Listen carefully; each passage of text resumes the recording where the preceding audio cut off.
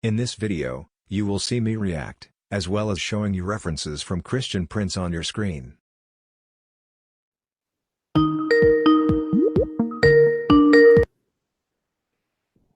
Hello? Hello? Hello, Yes, how are you? I'm fine, my friend. Who's with me? Oh, Muhammad. How are you, Muhammad? Oh, So, fine. so what do you want to say to us, Muhammad? Why you are calling? Do you have something to say? Well, I just want to elaborate on Surah Fatir that you're talking about. I don't hear you, Muhammad. Can you speak louder, please? I just wanted to elaborate what you're saying About? about Surah Fatir, verse 1. Okay, go ahead. God created the angels with 1, 2, or 3 pairs of wings. And the hadiths are saying that Prophet saw Gabriel. He had 600 wings. So here I can see that the Quran doesn't say that Allah created angels with only 1, 2, or 3 pair. Can be more than that. Yes, I just looked Ibn Kathir and he made the same argument that he's not talking about only, more than that wings can be created. Okay, so Just like you want me to go to Ibn comparing- Kathir, my friend? You want me to go to Ibn Kathir? Yeah, sure. Okay.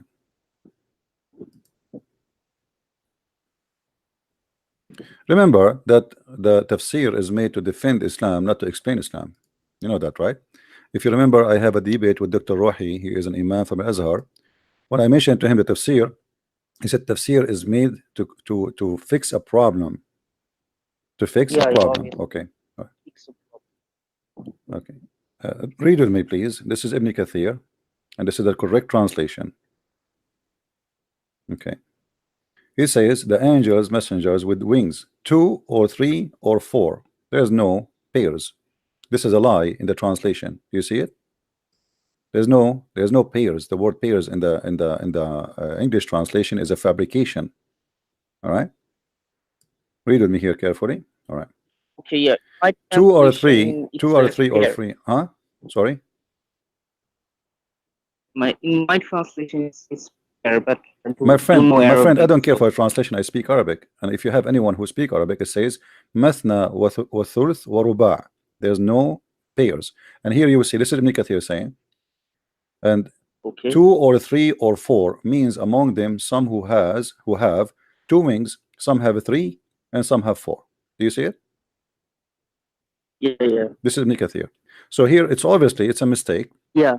Okay, it's a mistake. If the angels have only either 2 wings or 3 or 4, and by the way, how an angel can have 3 wings? Yeah, he can have. How he can have 3 wings? Where is the third wing will be? On the back, maybe. In the back? The angel have 3 wings. Not like the back or 2 hands. Maybe the third wing is his beard. Beard? I don't know. You tell me. I'm trying to understand, my friend. It says the 3 wings. How the angel will have 3 wings? I mean, what? Even like doesn't make sense. How he will have 3 wings? What is that? And have 3 wings, then how can Gabriel have 600? You see, that's a question. Okay, so how Muhammad he saw 600 if the Quran says, you see, when I start reading, it says they are pairs. So I went even with the pair. Let us say it's pairs as the Muslim fabricate, and you're a Muslim, they fabricate in their translation. If it's pair, that will be 1 pair, 2 pair, 2 pair and 3 pair and 4 pair. So maximum, even if it's pair, is going to be 8. But here, as you see, the word pair is not even exist. This is the Arabic as it is. So the verse doesn't say only 1, 2, or 3. It just randomly says, just like in the Gospels. you see, Matthew no, says you see here the Muslim, disciples saw one angel my friend, it says, and and Allah two angels. Allah he will make more. It's not about the angels don't have, you know, the Muslim, they try to explain the Muhammad saying 600, so they say, and some they have more wings, some no. You see, if let me ask you, what is the point of Allah saying the angels have 2 wings or 3 wings or 4 wings if there is angels have more? I mean, why you are saying 2 and 3? What the point if there is angels have 600? If there's angels have 1,000, what the point of saying to me? I mean, what you inform me right now? Nothing. What the point of this verse? Nothing. And do you think you know, like God, he say nothing? Meaningless? Because this verse now is meaningless, because he said to us angels have 2 and 3 and 4, and then the scholars, they try to cover up with the mistake in the Quran. They say, oh no, and it says and he will create more. He create more of angels. Doesn't say about he is going to increase the number of the wings. And by the way, why the wings will increase the number? What is the point? Is that will increase the speed? Maybe kind of beautifulness. See, you are laughing yourself. He himself is laughing. What I can do, my friend, doesn't make sense. If if God, he created the angel right away. Gabriel is the leader of the angels. So, so you are saying it's like the more wings he have, the more like he is powerful. Leadership. Yeah, leadership. It's like a rank, like a captain and general. And okay, I got it. My friend, so this, did you see the hadith? Did you see the hadith? The one that says that he saw. Does it say there that he covered the horizon? Horizon? Where? Let me zoom in for you so you can read it. It says he filled the horizon. Okay. The question is, if Jibreel came to Muhammad and he covered the horizon with 600 wings, how come nobody saw Jibreel in the horizon except Muhammad? Maybe it was just a private mission. This is a private horizon. This is a private horizon. This is a private beach. So when Prophet went to Miraj, no one saw that. But he came to him. He came to Mecca, my friend. He came to him into Mecca, right? He came to him in his house. He came and took him, supposedly. He came and took him, no problem. But he took him from where? He took him from his house, correct? Yeah. So imagine the president of America, Donald Trump, he stopped in the front of my house and he have like a 300 cars bodyguard with him, and nobody saw him, not even one of my neighbor except me. That doesn't make sense. So how an angel with that size? You know, you Christians, Jews, Muslims believe in miracles, supernatural. Oh, so you are saying this is a miracle that Allah, he don't want anyone to see the angel, right? Yeah, no. Okay. What about the donkey? He came. Why the angel? He came to Muhammad with the like the buraq, which is bigger than a donkey and smaller than mule. What is that for? Why he brought him that donkey, the white donkey? White donkey? Maybe Prophet liked that or something. No, you see, Muhammad, he went to where? Using that donkey. What destination he went to? Did he went to the sky? First, maybe Jerusalem. No, the Jerusalem in his way back, supposedly. First, he went to the sky, correct? Yeah. Okay. Do this donkey have wings? Donkey. I can't remember. Maybe or maybe not. Okay, but you confirm that the angel have wings, right? Yeah. Okay. So the angel have wings, the donkey does not have wings. Now how we can fly together to heaven with angel and donkey and Muhammad? Muhammad is in the top of the donkey cannot fly, the angel can fly. What do you think? What happened? Do you think the angel was carrying Muhammad in the top of his donkey? Or maybe an angel appeared as donkey. The angel appear as donkey. That's a good idea. I like that, guys. It's maybe the angel himself appear as donkey.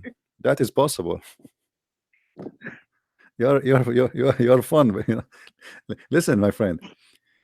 Is when the angel came to Muhammad, he have 600 wings, and you are telling me, as I understand from you, that he have the wings because that will make him very fast. Like there's ranks. He's very powerful. So it's like 600 engines. Like Leadership. Okay. So that will not change the speed. No, speed. Okay. Nothing to do with speed, because wings have nothing to do with speed. Okay. So now, okay. Do you believe that Angel Gabriel appeared to Virgin Mary with 600 wings? No. It doesn't say that. Maybe he appeared. You see, my problem is not the 600 wings. The problem is the Quran says that the angels are going to be with two wings, 3 wings, and 4 wings. Only one. Huh? Quran doesn't say that only 1, 2, or 3. It can be more. Quran only says simply 1, 2, or 3 in a summarization. So, well, the Quran, why the Quran mentioned to me that the angels have 2 and 3 and 4, but yet the angels come to us. None of them have that. Glorifying Allah. This verse is just glorifying Allah in many sense. Like he's talking about the heavens, the earth, then the angels. Then in the later he's talking about the human embryology. Okay. So this verse is talking about. Yeah, but there is a mistake there. You see, there's a mistake. Let us go back here. The angel with Jibreel, so the angel Jibreel with Muhammad, and we have a donkey which is white. Was the heaven and earth, or it's in the sky, the heaven of Islam? Where Muhammad is going now? Prophet saw the heavens. Okay, when you say the heaven, where is that? Everything. Is that up in the sky, or this is in the earth? I read something like above the throne of Allah there is a planet or something. There's what? Below that. There's what upon the throne of Allah? Star or something. I read. Star. I think you read. Yeah, this is LED light. So this out of the universe actually. Out of the Milky Way or something. But this, okay, so the heaven is there. Okay, let me ask you. If the wings of the angels is not metaphorical, they are real wings.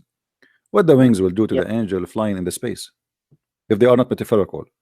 You see, because I can show you, even the Christians, they believe that angels, they have wings, no problem.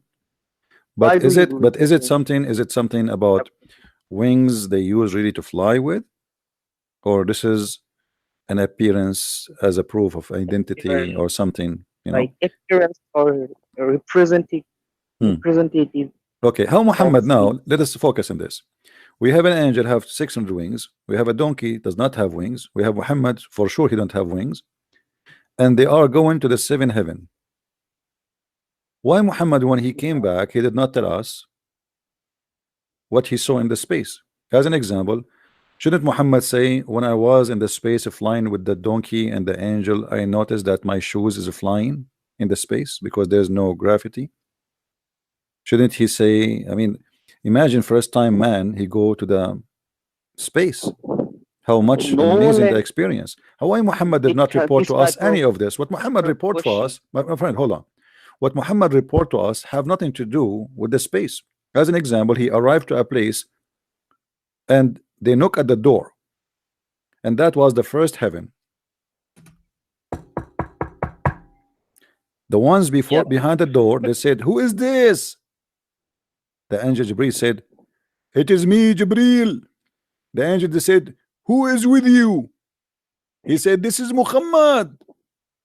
The one behind the door, he says, was he cold? Jibreel said, yes, he been required to come. The angel said, he is welcome. What a pious prophet, welcome. And they opened the door. Now, is that really heaven? Did you watch any movie lately about kingdoms and old days, how they have a door for the gate and they have guards and they ask you, who is this? I mean, those are angels of God. They are asking Jibreel, who are you? No, this story is totally explaining us that some type of judicial system, like in the day of judgment, there will be proper. No. This is about his trip. This is about my friend. No. This is my friend. No. This is about a description how he went there. Don't tell me this is about the judgment day. Yeah. Okay, so No. yeah, so he went there and he found the gate, correct? And they knock at the door, and then they ask him, who is this? Who is with you? All right, okay. Now the story here reporting supposedly things happen as it is. It's not the metaphorical. Now if you say to me, you said to me, maybe Jibreel, he have 600 wings because he is high rank, right? Yeah. Okay, imagine, I don't know from which country you are. Let us say you're from Pakistan, and you're and the very famous man in Pakistan, he is the president. He is coming to your door, and you say to him, who are you? You know, I mean, isn't it weird that the angels could not recognize Jibreel, and they are asking him, who is he? Who are you? Read with me.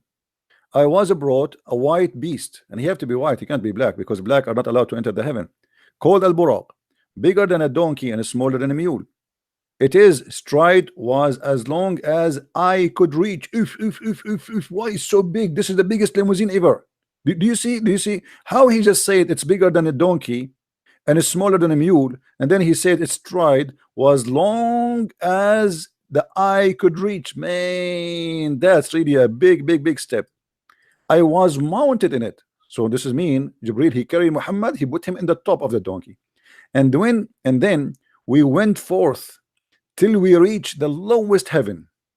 Okay, he is now in the front of the lowest heaven. Jibreel said, for the gate to be open, open the door. And he was asked, who is he? He said, Jibreel. My friend, maybe if Jibreel is the highest, if Jibreel according to Islam is the highest angel, how his soldiers did not notice that this is Jibreel? Maybe Gabriel appeared in a different form. Maybe he appeared as a chicken this time. Maybe he appeared as a chicken. My friend, it says Jibreel. What different form? No. He came to him. If you do not go with my interpretation, then this hadith doesn't make any sense, because Gabriel had to be like in another form. Otherwise, why didn't angels recognize? Okay, let me ask you, if I go right now and put some Halloween makeup on my face, the angels will not recognize me?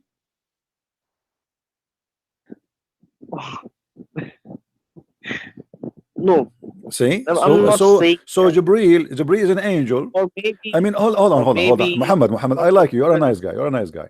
First of all, welcome, and I'm glad you called me. Listen, angel of God, he is not the same as you and me. Do you agree? He have a superpower. Yeah. Okay. Now, today we have a fingerprint, we have a face recognition software, and you walk in the airport, they know who you are. Just the camera is take your face right away. In a second, they get all the information about you. So, do you think angels, they will not be able to recognize that this is Jibreel?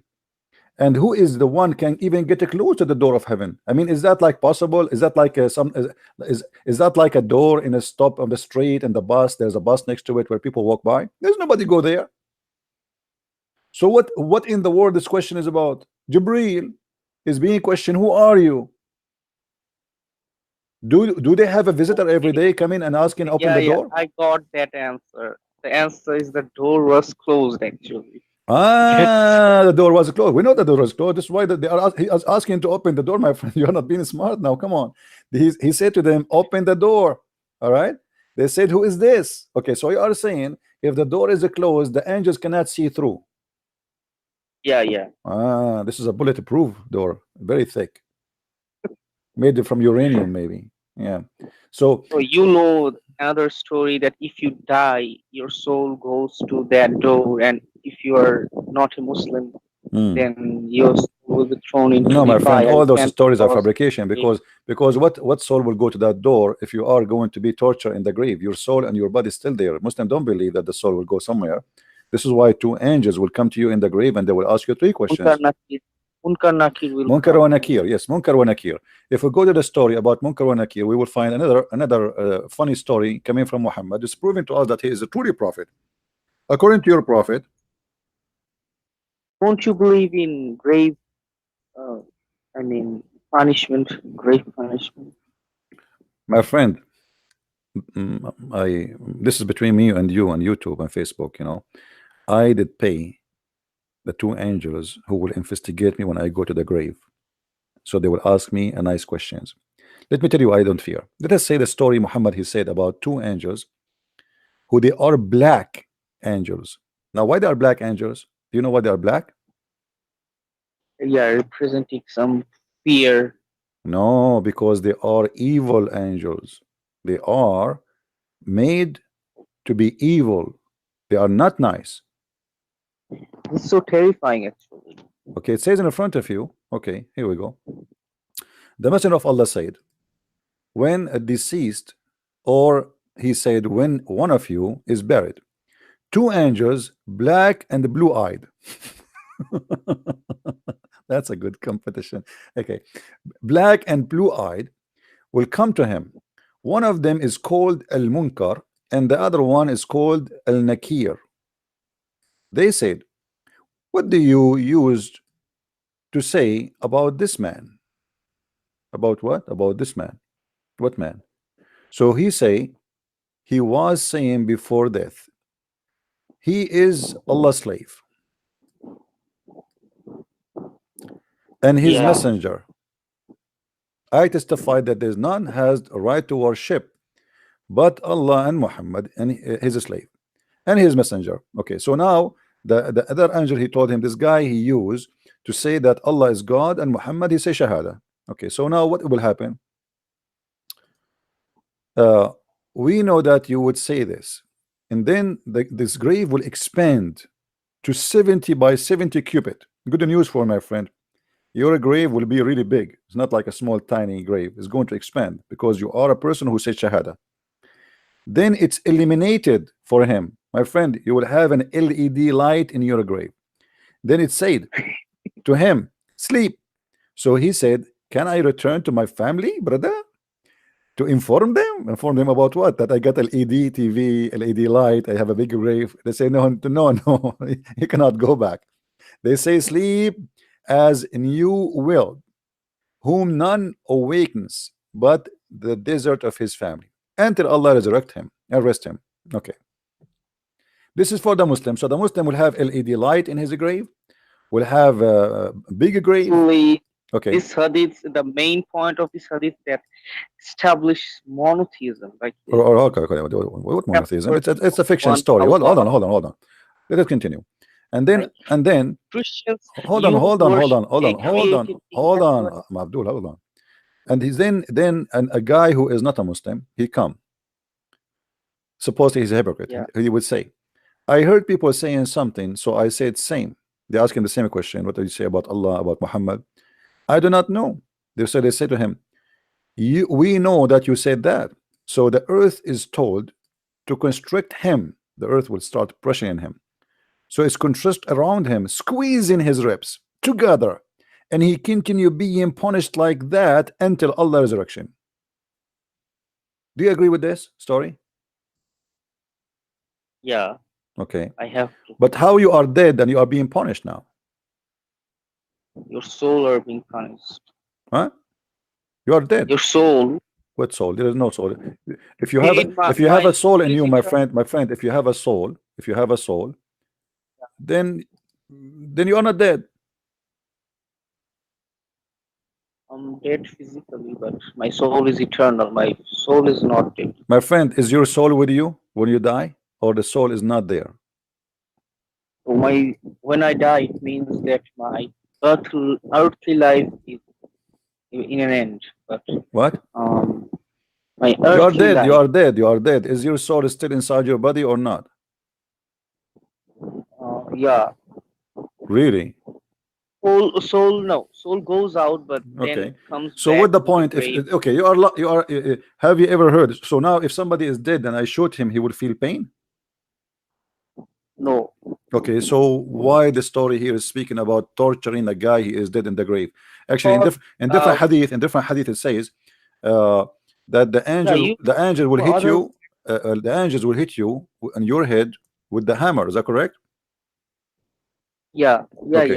Okay, the angels will hit you with by a hammer in your head, but as we know that you will not keep having your, I mean, you can open a grave of somebody from the time of the Pharaoh and we will find that nothing happened to their body and they are not Muslims. Why the angel did not break their head? Because maybe some exceptions. Or maybe because they are rich. No. So why? Okay. So why those people, their body is preserved and nobody is hitting their head? About soul torturing, because many they do not have proper burial. They die in drowning or in burn. So yeah, but the story of the angels, actually, if the angels hitting story you, is actually talking about, my friend, proper burial. the story of the angels beating you with the hammer, is it a true story or it's a fiction? Yeah, obviously I have to believe this because these are Sahih hadiths, Sahih Bukhari, Siha Sitta. Every hadith comes from Siha Sitta. Muslims have to believe. This is not the story. This is not the question, my friend. I'm asking you now. Is the story correct? In Islamic theology, this story does make sense, but I believe I am a little bit skeptic about this type of thing. But I am searching, but it's so embarrassing. I understand. I'm asking you, is the story of beating you with the hammer, is it a true story? You believe in it? They will ask you three questions. Proof actually. Beating angel. We do not have any proof like anyone is beaten in the grave. But this is what the hadith says. This is what the hadith says. Right? Oh. Yeah, the hadith says. Okay, so is your prophet lying? No. Okay, so not lying. let me find you the hadith in Arab, in English, so we can read together. I'm trying to find it in here, you know, because Muslims, they try to hide those funny hadith. Let's see if we can find it. All right,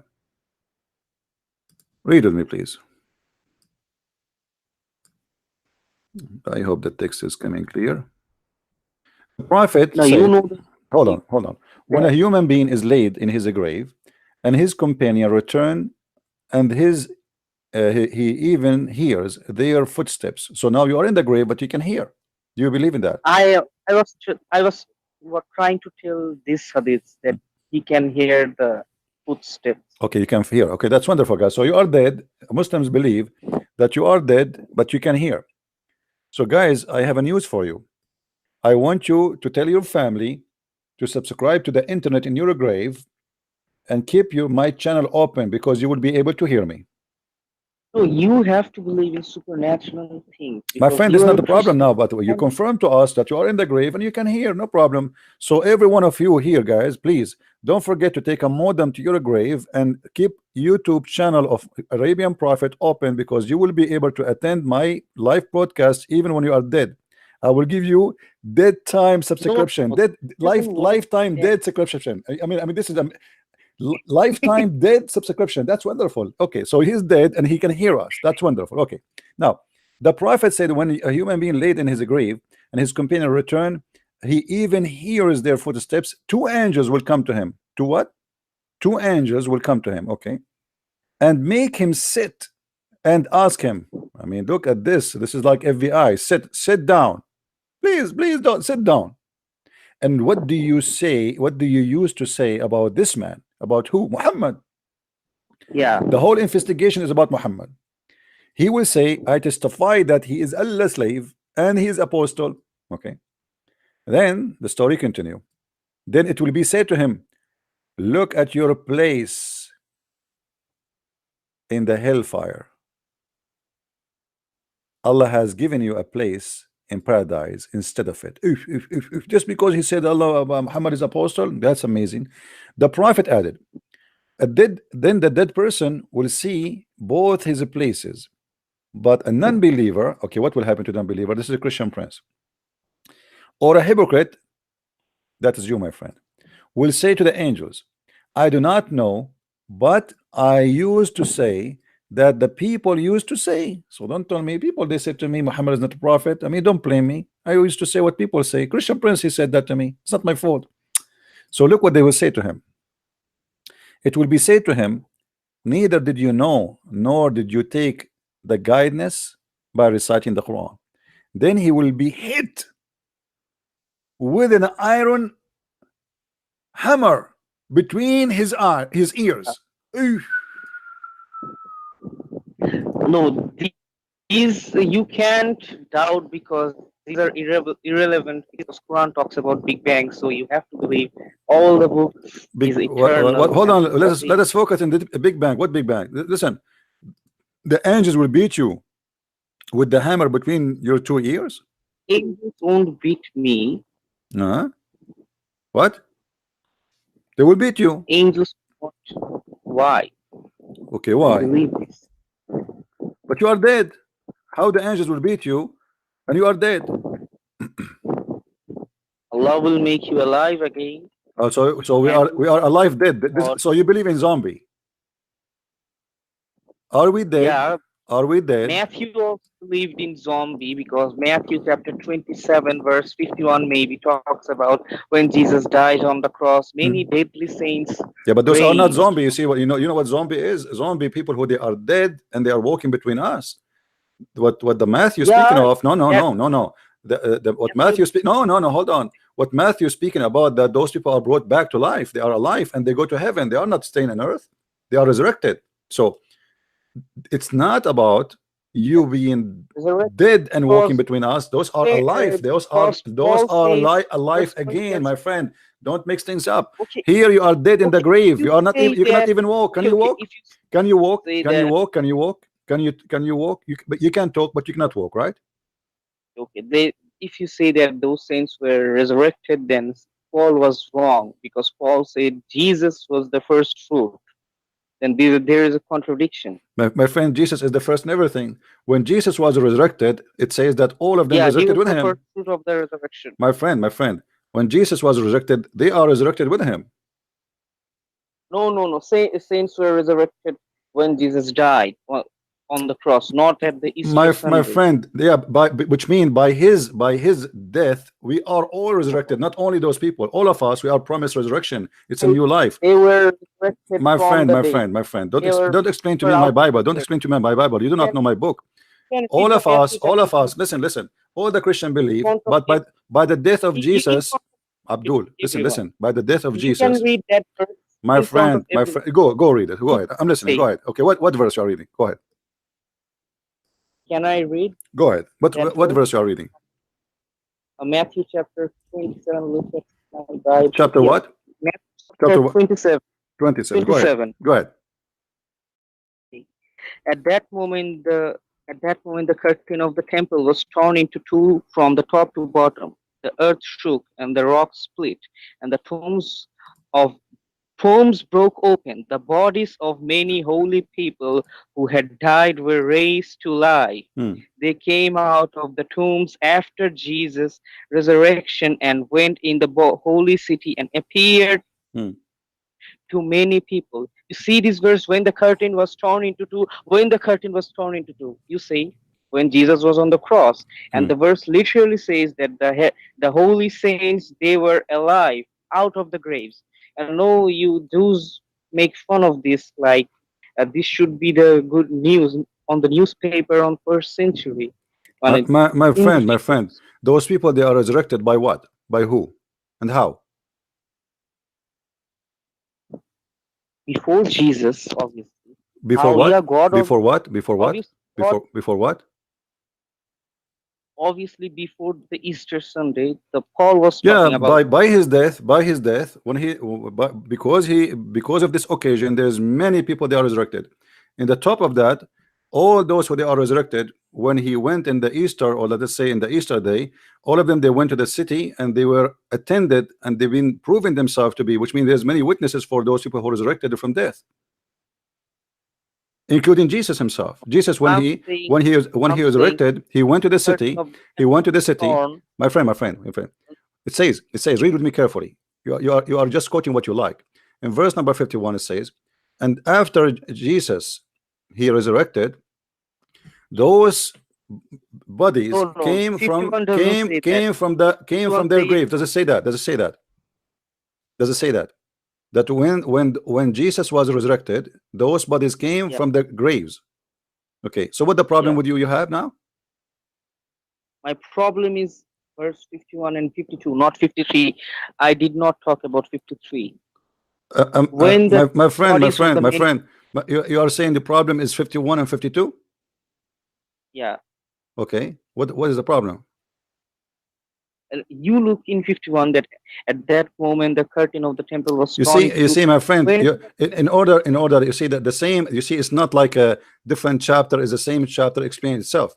So when hold on, when the Messiah was in the cross, there's an event happened, and the earth shake and rocks destroyed and etc., and graves were open, and many bodies of those who they die, they came alive, right? Okay, right. And then 53 and then it says, okay, yeah, they are alive, but they did not go out of the grave. If you see here in the verse number 53, it says, and after he hold on, and after he is resurrected, after he's resurrected, they came from the grave and they walked to prove themselves. So they are alive by the power of Jesus. But you see those people are alive. They are not zombie. They are not dead. They were dead, obviously. No, they were. Who had okay, you see. Okay, hold on. Okay, hold on. What we are talking about people who they are dead in the hadith and they are not alive, correct? No, they are alive. No, they are not. They are dead. They are dead. No, they are dead. They are dead. They are dead. Don't play games. The hadith is speaking about people who they are dead. My friend, here the verse you are quoting from me from Matthew, the verse you are quoting for me from Matthew, they are people who they are resurrected, which means they are alive. They are not dead no more. They are in the grave, but they are alive. If they're resurrected, then there is a contradiction, because Paul clearly says Jesus Christ is the first fruit of the resurrection. But Matthew says, my friend, because we hold on. Yes, this is metaphorical that Jesus is the first fruit, which means every resurrection is by him, because the Bible believes that everything is created by him and for him. So Jesus is the first of everything. I am the Alpha, I am the Omega, I am the first, I am the last. So which means there's no resurrection but by him. Yeah, no, Paul is saying Jesus Christ is the first fruit because Jesus is the one who was the first in the resurrection place. My friend, just to show you that you are ignorant, isn't it Jesus who resurrected people during his time when he was before the crucifixion? He did, right? He did. Yeah, so he resurrected people already from the grave, and it happened that people are resurrected from the grave already. So this is he's not being the first one to be resurrected in the whole world. No. He's saying he's the first who proved the power of God, that he can resurrect. He is the one. First of those who have fallen asleep. My friend, what were fallen asleep? 1 Corinthians chapter 15, verse 20. Yeah, read. It says, but Christ has indeed been raised from the dead, the first fruits of those who have fallen asleep. Yeah. Because this is the promise of you will be resurrected is by Christ. So by Christ, all of those they are going to be resurrected. You're taking the story of Lazarus, Martha. My friend, you see, you are the one who is playing games. I am the one who told you that isn't it Jesus who resurrect people from the grave before his crucifixion? Okay, so it's the same, my friend. Hold on. You see, you want to play game. You want to play game. Listen. The Bible is a book of metaphor, not only about dates and time. So every human being is resurrected by Jesus. Every human being. Nobody is not resurrected by Jesus. So the Bible confirmed that nobody. Do you know the difference between resurrection and resuscitation in Christian theology? Explain to me. Go ahead. because in the Christian theology, you can ask any Christian apologist that the resurrection is by Jesus Christ. Jesus Christ was the first who was raised, and resuscitation means that those people Jesus raised from the dead, they died again. This is resuscitation because they cannot raise from before Jesus. This is a total contradiction of the my friend. theology. No, this is not a contradiction. This is an opinion of some people. Whatever they want to say, they can say. But this is not. You can no. Christian. I don't care about asking. Why I want to ask, my friend? Why I want to ask? I don't know my belief. So the Bible is so clear. If the Bible says they are resurrected, they are resurrected. Unless the Bible says they die again. Do you have a verse that says they die again?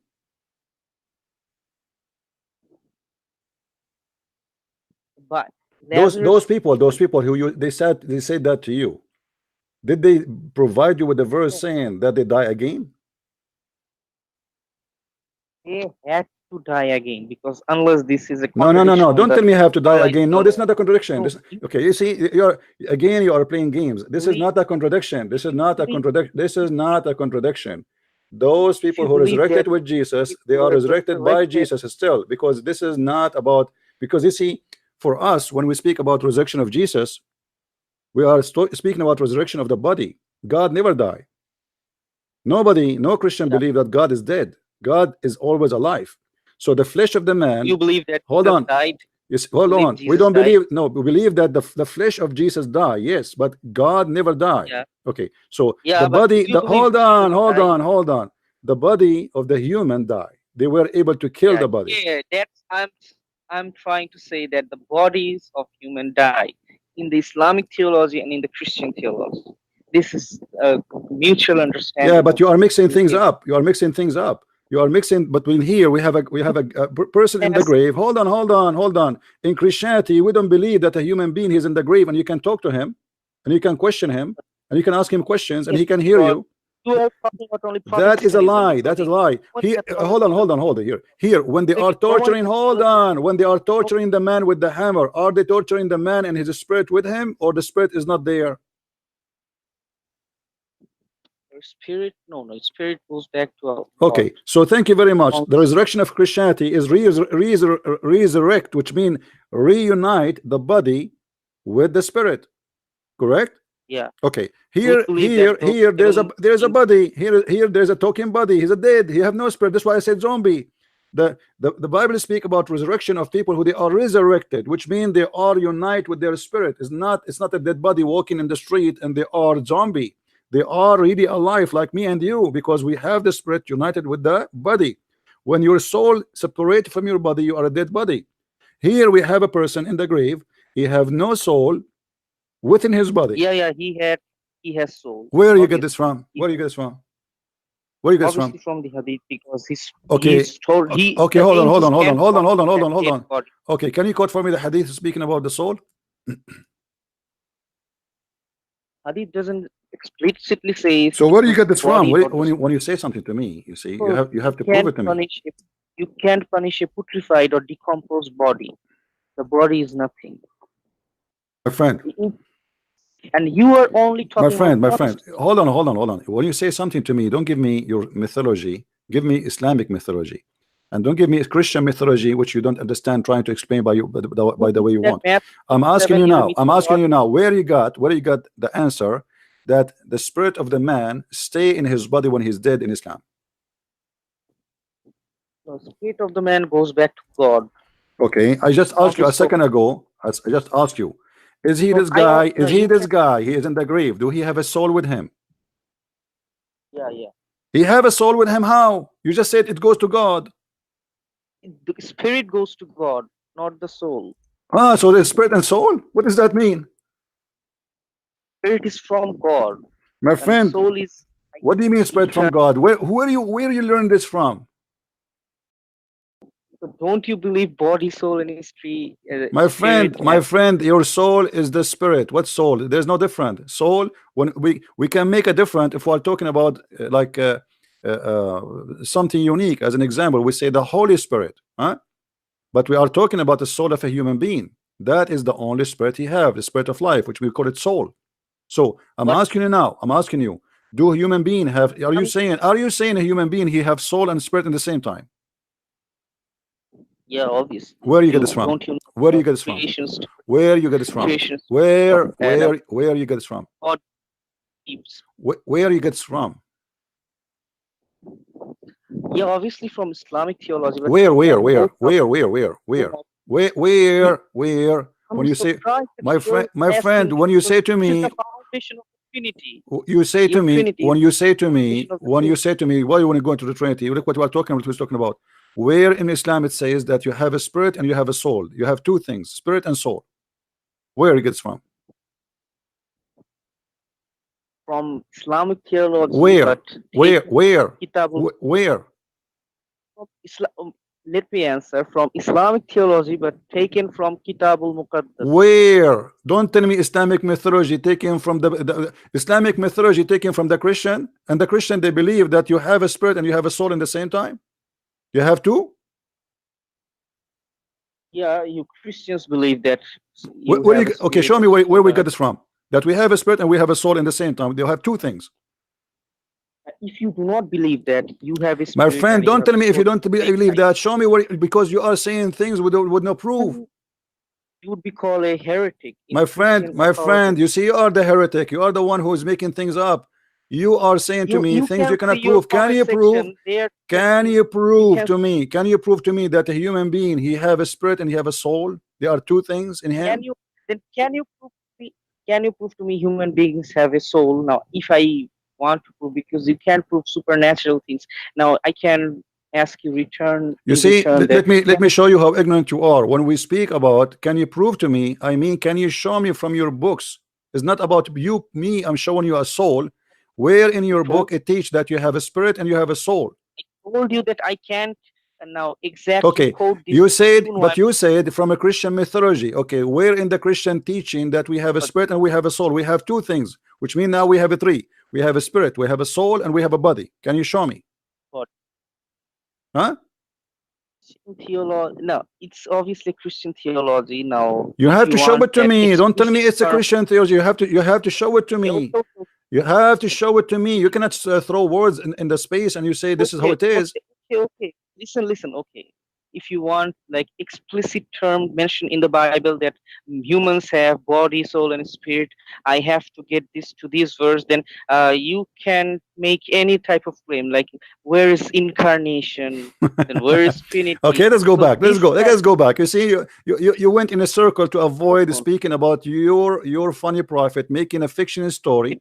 Okay, that two angels, they will beat you and they will torture you in the grave, but yet you are dead.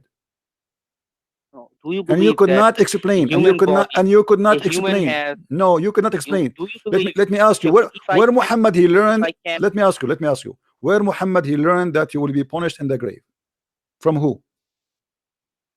From God. Obviously. Where God he said that to him? In front of this hadith. Where? You're seeing that.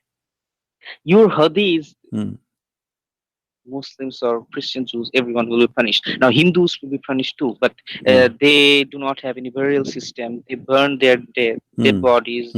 So okay, let me ask you. What is the reason for you to be tortured based on this story? What's the reason to be tortured? Why you will be tortured in this story? Because you did not say Shahada, right? Yeah. Okay. How then Muhammad he say in different hadith that the angels will torture you because you piss on your skin? Can torture you from for Shahada, for no piss. You know what piss? He claimed that the angels will torture you because you piss. So which one is lying? No, both are correct. Huh? Read with me carefully. You can have read carefully with me, my friend. Read carefully with me. The Messenger of Allah said the most of torment of the grave is because of urine. Oh, this is talking about kulub. You know kulub? What is kulub? What is that? This is Arabic supposedly? Yeah, you have to wash after urination. Okay. Private parts. So and the angels will torture you in the grave because you have some urine in your foot when you did a piss. This is, yeah, this hadith is just elaborating, like avoiding this type. So why the other one saying that they will torture you? So now we have many reasons for torture in the grave. You have, they will have a book with them. They will have a book with them. They will say to him, in the day of etc. you did piss, and you the piss he hit the urine hit your foot. So we will torture you now. Why? Like you will be tortured for lying. Then no, here it says you will. He said, read with me carefully. The most of torment in the grave is because of urine. The most of it. Yeah, most. Okay. So talking about what is the logic? What is the logic? Why the angels? Why the angels will torture you just because you did piss? Not just because this is a one type of grievous sin. But it says the most. Give me the reason. The most of the torture in the grave is going to be, my friend. I am asking you, why? Why? Why? What is the purpose of this storm? I mean, why? What the guy he did? He just pissed. Okay, this piece ties to your salah and reciting the Quran. Because if you okay, are you saying to me? Are you saying to me that this is a sin in Islam? Yeah, obviously, because if you piss, you can't. Why Allah? Okay, isn't it Allah? He made. Isn't it Allah? He made you. Isn't it Allah? He made you in a certain way. So if you piss, it might hit the ground and come back to you, especially in the old days. What is the sin in that? Did Allah give you a penis like the mouth of an elephant so you can leak your piss far away from your body? You cannot. You can wash this. Okay, no, it doesn't say if you wash or not. Even if you wash it, even if you wash it, still they will torture you. Who said if you wash it, they will torture you? No. If you have to wash it. No, my friend, read with me. Read with me. Here we go. Muhammad he learned from the Jews, a Jewish woman. She said to him that if the urine touch our skin, we cut our skin. We don't wash it. We cut it. Yeah. So in order to get rid of it, you have to cut your skin. Yeah. So why you are saying to me we wash it? Now you have to cut it, but after this, you have to also wash it because this is in. Let me ask you, you Muslims, when a urine touch your skin, you cut your skin, you take it off? No. So why Muhammad adopting this idea? Like this cutting thing, not adopting. This is taking from God. What God? Where is God? He said to them, a Jewish woman. Muhammad is a thief. A Jewish woman. She said that idea to him. He liked it. He adopted. Otherwise, prove to me where Muhammad gets it from. Maybe God sent that Jewish woman to our prophet. Read with me carefully. Aisha, she report that Muhammad before that day, he never ever said anything about the punishment of the grave. Why?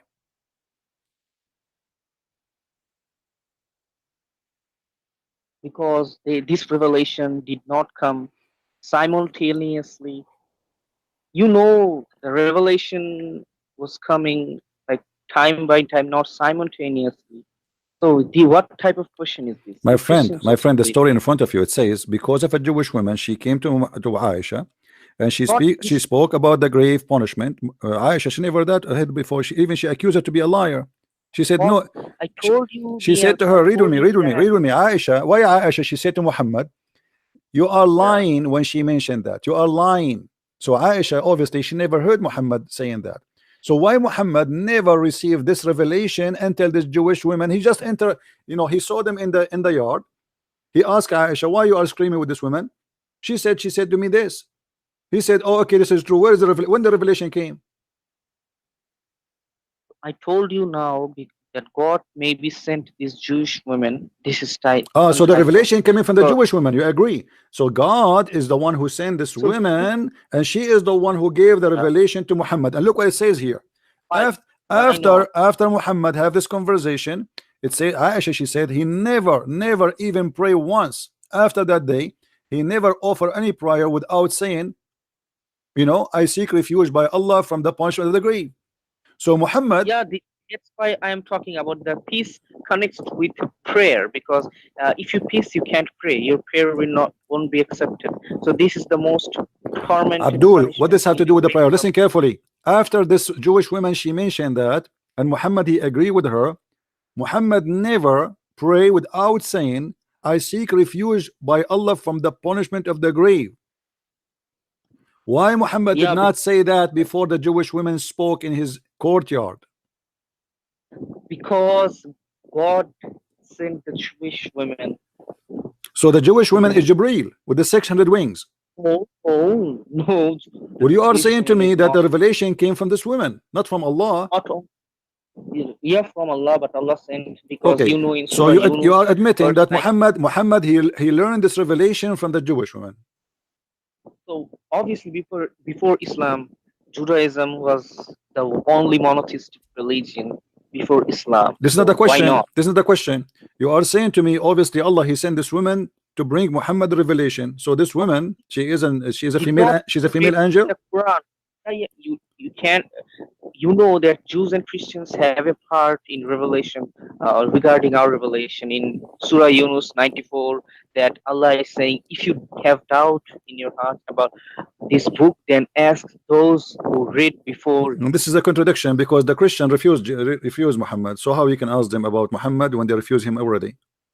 He's talking about this revelation, this Quran. Okay, my friend, let us focus here. Let's focus here.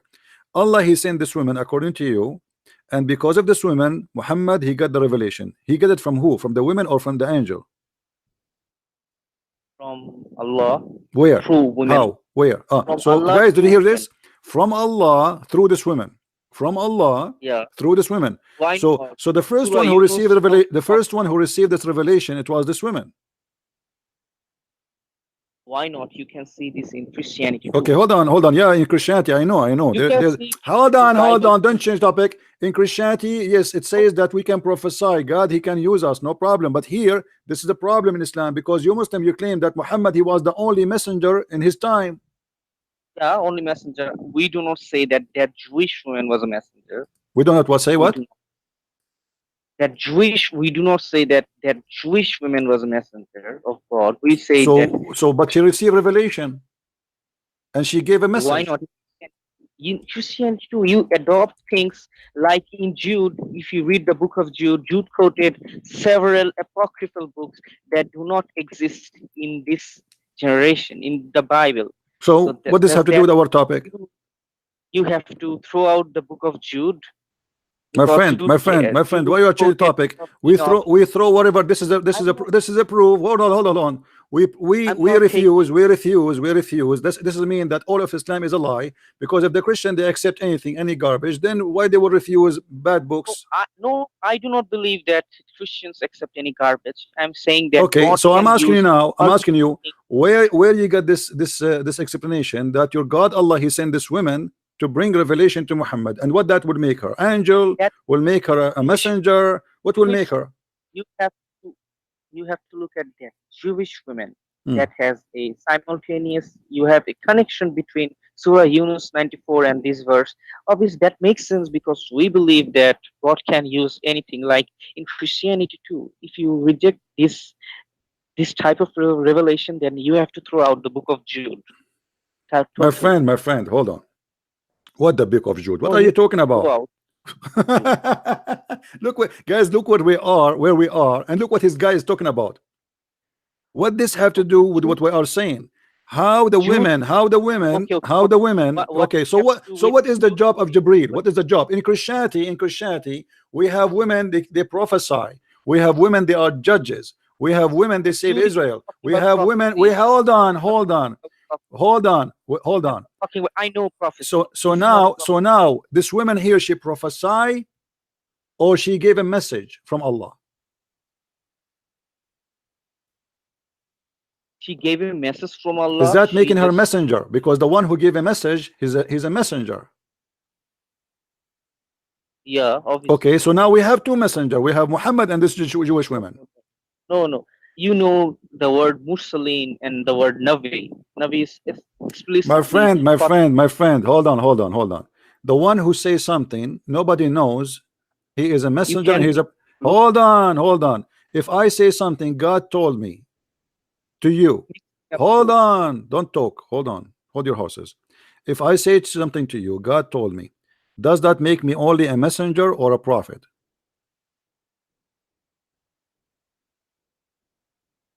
God told her revelation. No problem, this is not a question. You see, always this is a problem. When I ask you a question, you talk about something else. When I say to you, God told me that the punishment of the grave, most of it is from the urine. Is that a message you know yourself already, or I just told you that? No, you just told me. Okay, is that told about the future, or this is about something will happen now?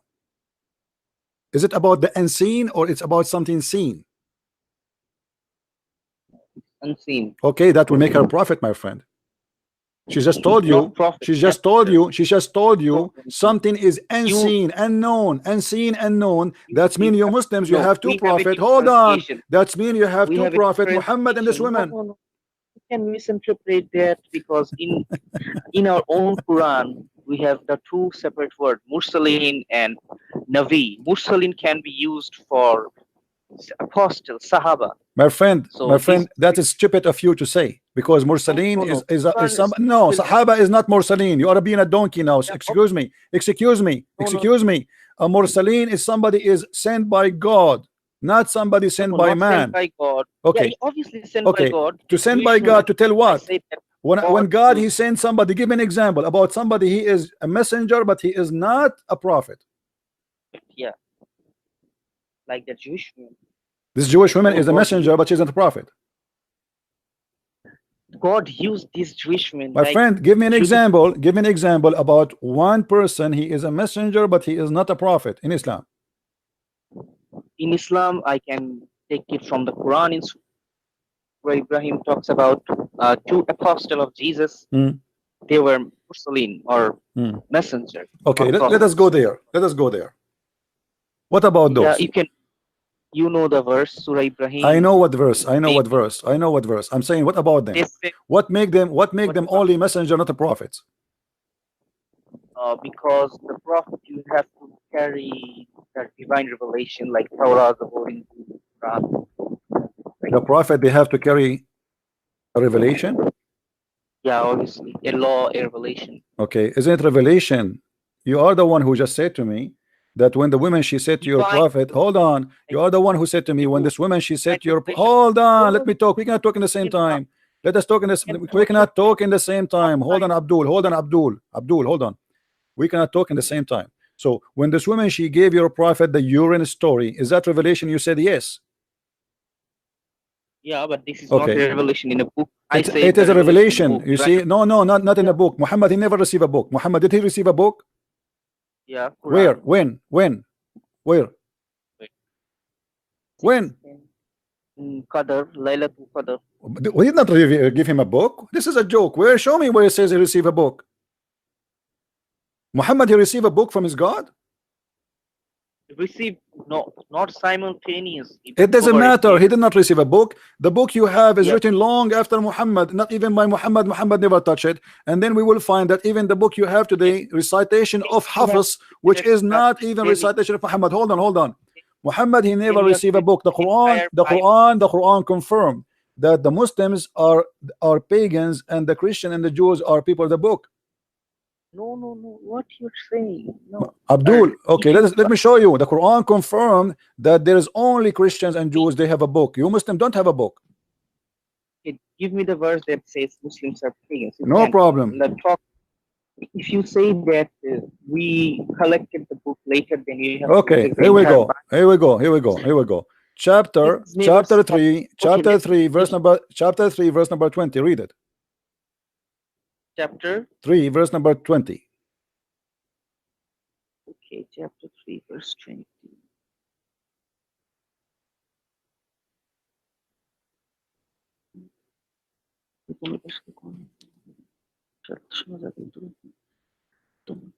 It's talking about some surrendering. What surrendering? It says the Ummi. Muhammad and his followers are Ummiyin, and we are people of the book. Yeah. Okay, so the Quran says that we are the only one have a book. That's why we are called. Our title is only one. our title is the people of the book. The second you say in Islam the people of the book, it's mean Christian and Jews. It doesn't mean Muslims. So you Muslims don't have a book. We have book here, obviously. So why the Quran call us people of the book, and he mean only the Christian and the Jews? Why he don't consider you? Why here it says that you are the ummi, the illiterate? Okay, let me answer. The fact is that when this verse was revealed, Quran was not compiled as a book, whole book. That's why I said that Quran revealed. Okay, when hold on. What is the last verse was given to Muhammad? Last verse, Surah Tawbah, maybe, or Surah Tawbah, maybe. Surah Tawbah, or Surah Nas or Falak. I'm not sure. Okay, what is the last verse saying? Did ever the Quran, including the last verse, ever call you people of the book? Why Quran should call us people? So why the Quran call me people of the book then? Because the Quran is differentiation between the mushriks and when you are unbelievers and the pagans are unbelievers. The Quran is differentiating between the unbelievers who carry a book. That's wonderful. So the mushrik is the one who they are not from the people of the book, correct? No, mushrik, you are a true mushrik because you do shirk. You just said that the people of the book, the Quran is differentiating between the people of the book and the mushrikeen. You just said that. Unbelievers. I said unbeliever. First I said mushrik, but then I corrected the unbeliever. You corrected yourself. Okay, let me ask you. Hold on. Was Muhammad from the believers or was from the mushrikeen? Obviously from the believers. Believe in what? Believe in what? You just believing in monotheism. What is the proof? What is the proof? What is the proof that Muhammad he was a believer? There is one God. Sorry? There is only one God, no Trinity. No. Don't tell me. There's another question. What is the proof that Muhammad was a believer? What is the proof? Yes, that Muhammad he was a believer. Believe in what? And where it's proved to us that Muhammad he was a believer?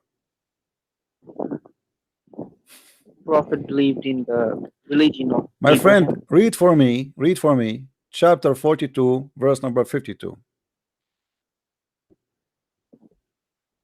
What does it say? It says that Muhammad he is not a believer and he never believed in anything. What? Muhammad never believed in any true belief. Chapter 42 verse number 52.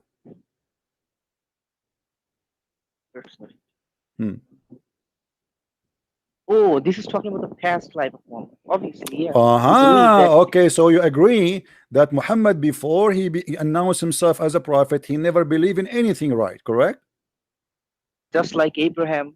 Okay. So, but Muhammad he lived for 40 years as a pagan.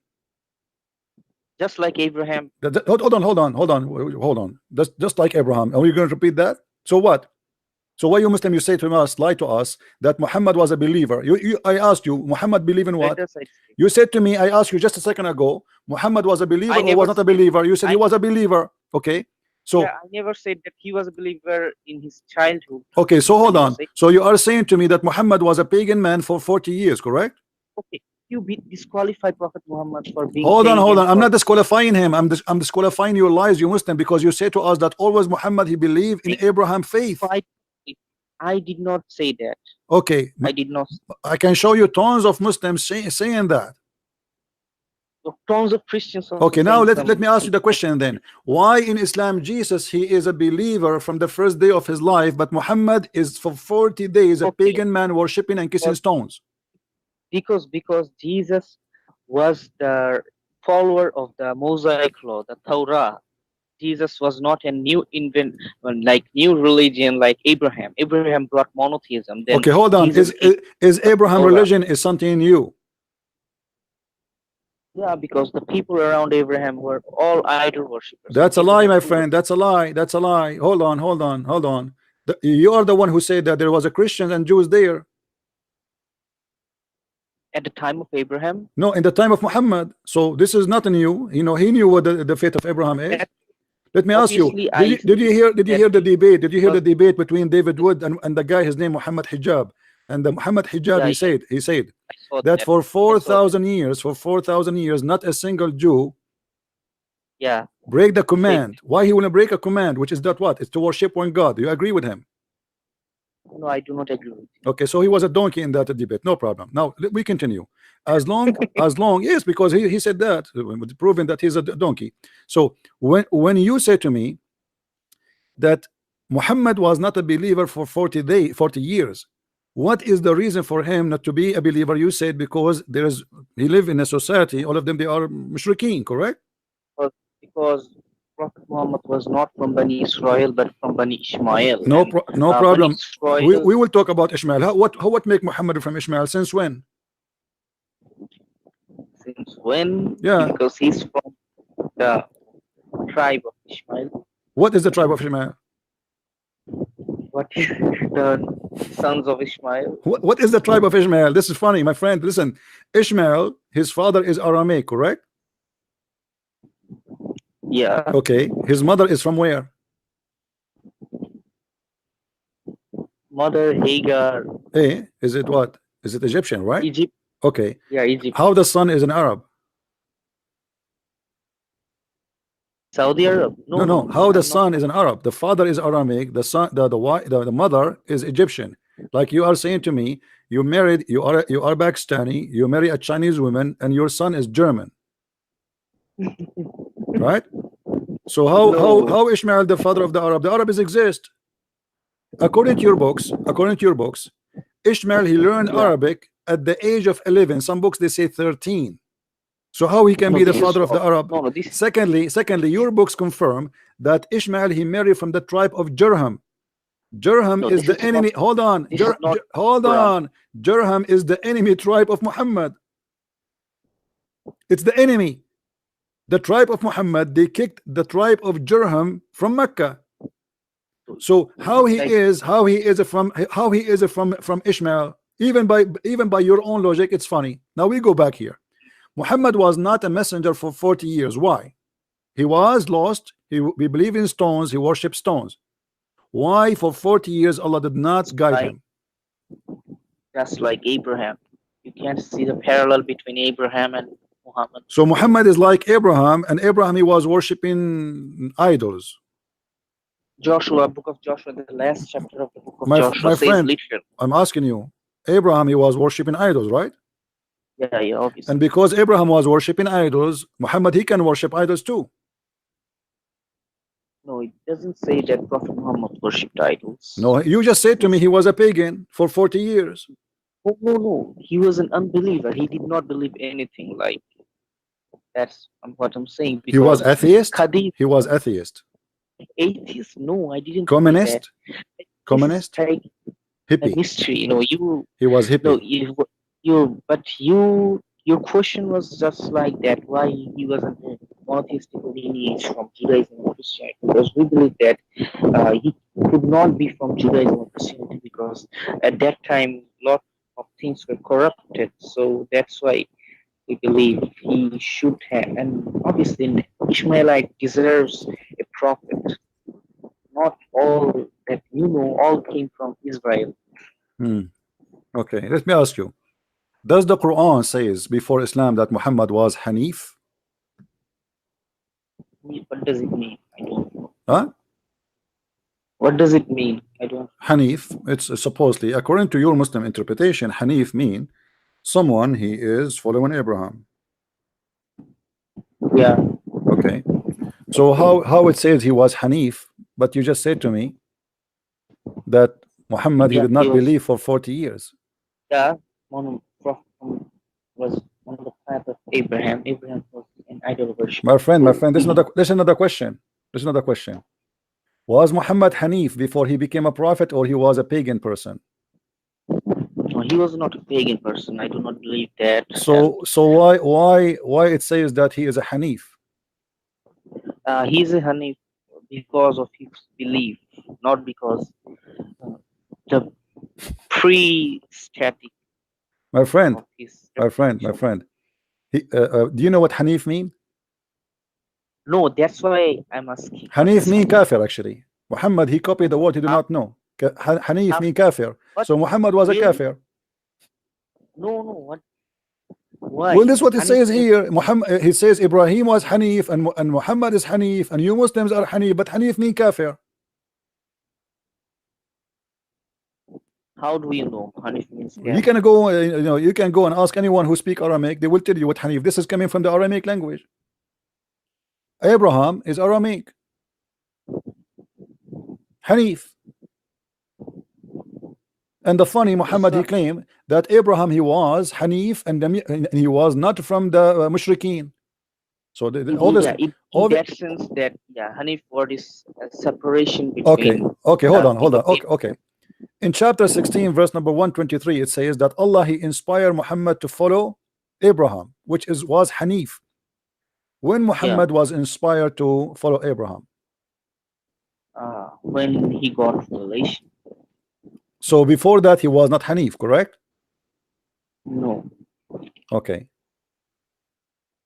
When Muhammad was a child, there's two angels and they cut his chest and they clean his chest from the guilt.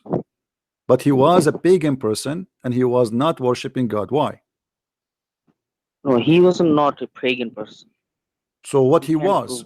You see, he is growing in a family. All of them, they are pagan, correct? No, all of them were not pagan because Khadija and her cousin was Christian. My friend, so, Khadija is not his family. This is later after he got, he got old, he got married. Focus with me. His family. Okay. Your wife is your wife, not your family until you marry her, right? So Muhammad, he grew up in a family. All of them, they are pagans. Is that correct? Yeah, but we do not have any source that Prophet Muhammad worshipped their gods. Well, isn't it even okay? It's mentioned that the Arab, they used to kiss the black stone before Islam. Yeah. Okay. They also use. Isn't it this is a ritual of the pagan to kiss a black stone? Or this is something new? Prophet Abraham established this, then the Arabs. My friend, did the Prophet Abraham establish kissing the stone? Yeah, and then the Arabs corrupted. Abraham, he kissed the stone? Yeah. Obviously. Can you show me, please? Where do you get this from? From the narrations of Hajj. Narration of who? Hafs? Where? No, he did not. Prophet Abraham did not kiss this stone. He used to. A second ago, you said so.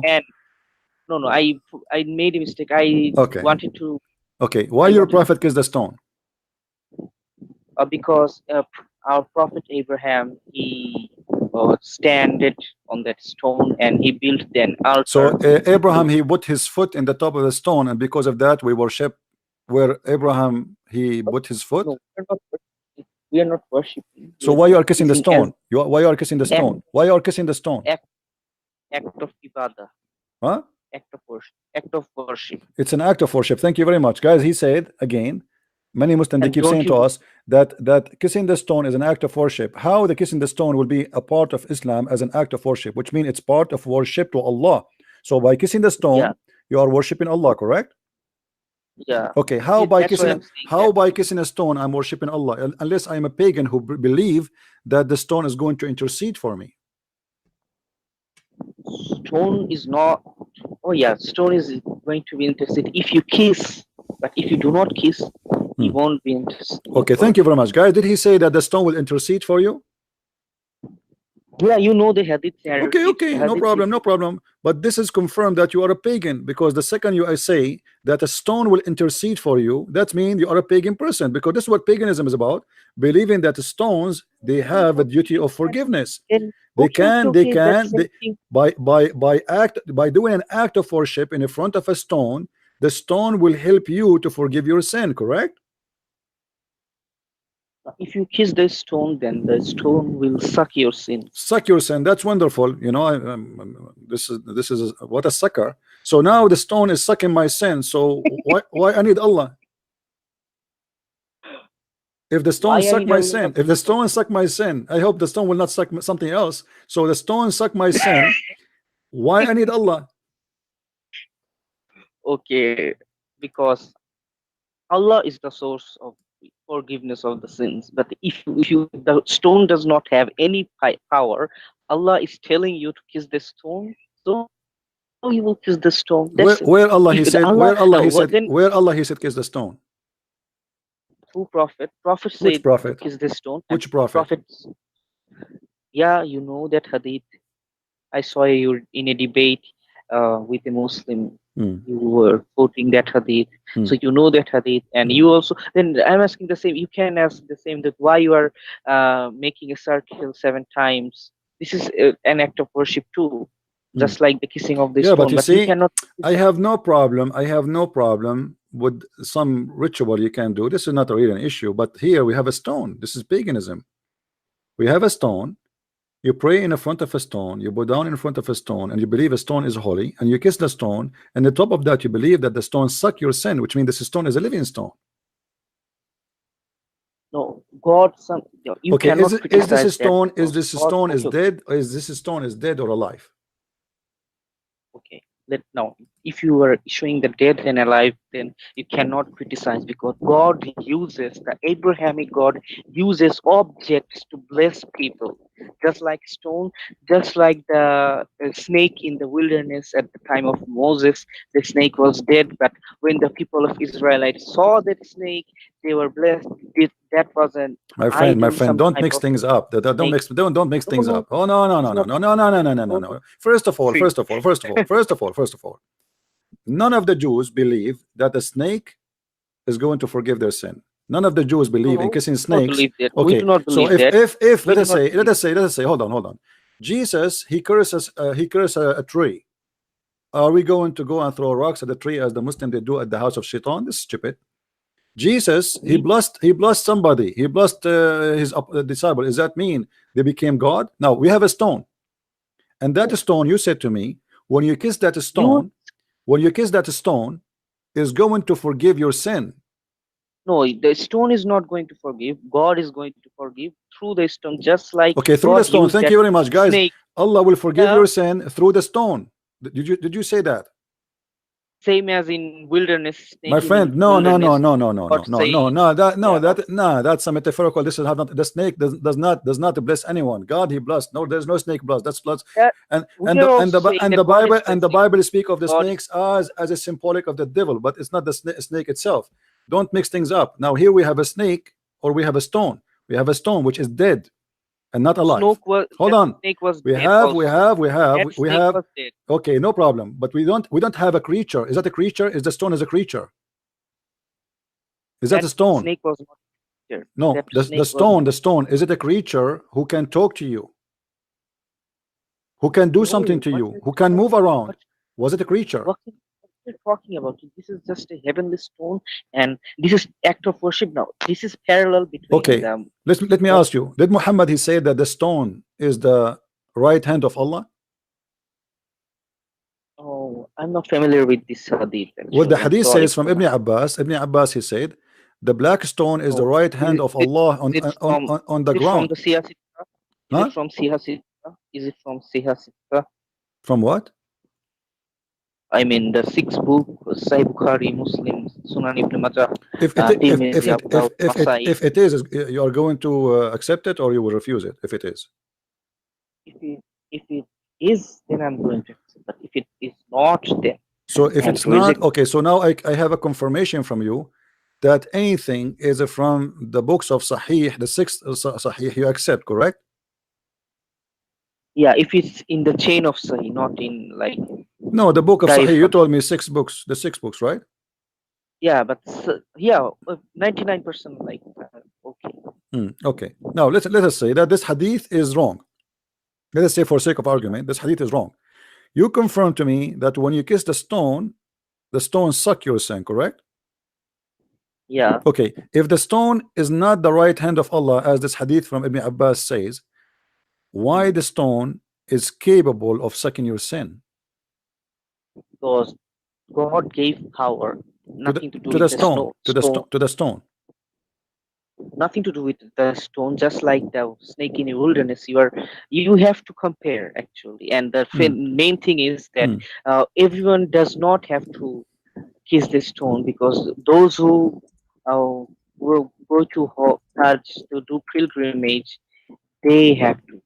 And this is not an obligatory that you have to kiss it. You have to kiss it. It's just not for all Muslims. Okay. Are you done? Yeah. Okay. Why Allah, the one who can forgive your sin without a stone, is using the stone, as you said, to forgive your sin? Just like why God used that snake if He can bless him, the Israelites? Why He Well, you used that have snake? to read the story. You have to read the story, and you will see we cannot compare between them. They have nothing to compare. Why? Why not? Because simply, this is not what happened. Here Why you not? have a prophet of God. Here you have a prophet of God coming and kissing a stone and claiming that this is a holy stone. There, did they come and they kiss the stone and they do an act of worship for the snake? Sorry, If you want to question my that, why friend, you're doing this, did they in the story do any act of worship to the snake? Yeah, there's God said you have to see that. My friend, no, don't mix things up. Give me a clear answer, please. Did they do any act of worship? I asked you, what is kissing the stone mean for you? You said it's an act of worship, correct? Yeah. Okay. That story about the snake, does it have anything to do with act of worship? Okay. If it is not an act of worship, then they shouldn't make that snake an idol, the snake's idol, because if they did not make that, then God my friend, this is, first of all, it was a miracle. It have nothing to do with the snake. It's have nothing to do with the snake. It has nothing to do with the snake. It is an act of miraculous by God, and it's not an act of worship. It's a proof that God can do. They challenge him. They ask him, can you do that? Can you do this? And he did. Here we have a prophet who claimed to be a prophet of God, who believe. Hold on. We have a person. No, God. As an example, when Moses he made his snake, his stick became a snake. He was not doing an act of worship. He was showing the power of his God. Why God commanded to make a stone, a snake-like icon? Why? My friend, because this is how he can prove the miracle. Why he can't do this? My friend, no, he want to show. No, when I show you, okay, here we go. We have a dead man. Make him. Hold on. We have a dead man. Can you make him alive? So we make him alive. We have a. Isn't it your God in the Quran says that the people, they ask the people of Salih, they ask him to make a rock give a birth to a camel? You have to believe this type of. My friend, I'm asking you. Don't change the topic. Don't change the topic. Isn't it the people, they ask the guy who you call him Salih? We do not know who is Salih, Prophet Salih. They ask him, can you make a rock give birth to a camel, and the camel is a pregnant with 10-month-old camel? Yeah. Okay, so here we go. So people, they ask and they make a challenge. Can you what your God can do? But here we have a stone which you said it's not done to do miraculous work to prove anything, because nobody can prove. Nobody can prove. No, hold on. Nobody can prove anything with what you said to me, that when we kiss the black stone, the stone will suck our sin. Can you prove it? Then can you prove that snake that Moses built had blessing power, that when people gonna saw that, my friend, they were blessed? My friend, the blessing is the miracle, is not the snake.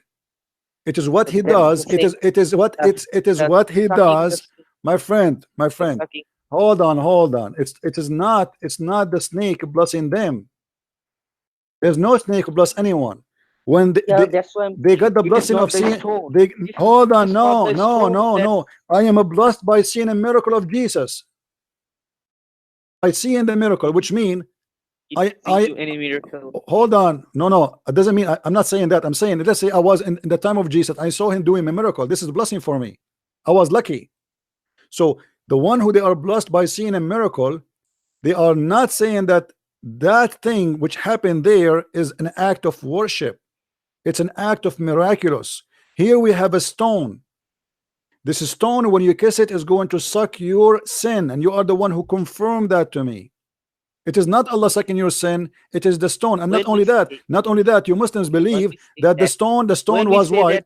My friend, act of worship, we mean that we are worshiping God or we are praising God. Okay, but you as a Muslim, you worship God by kissing stones.